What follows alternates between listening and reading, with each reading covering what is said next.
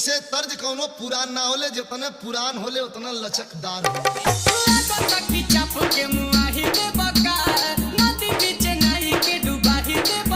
DJ Phoolchand, DJ Gaura चौराहा, गौरा चौराहा।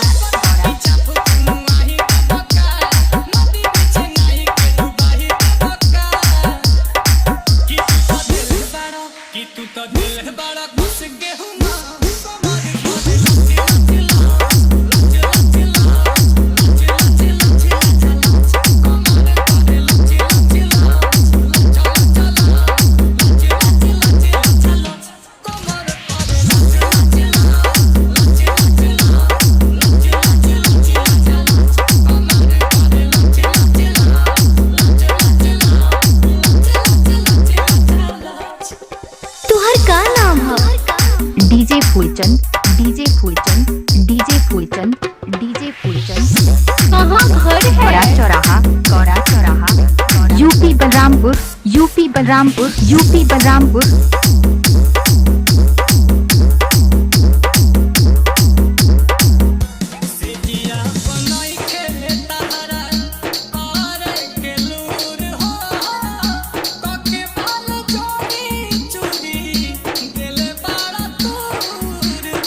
ओए होए, मजा आ गया।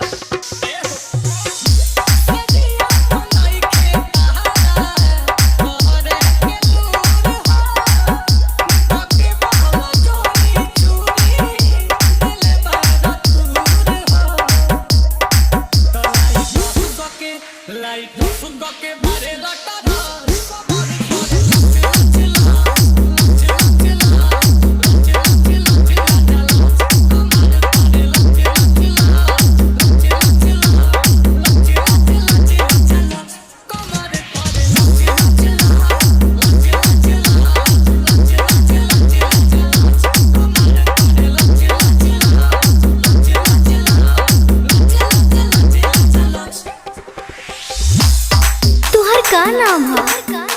DJ Phoolchand, DJ Phoolchand. कहाँ घर है? गौरा चौराहा, गौरा चौराहा, गौरा।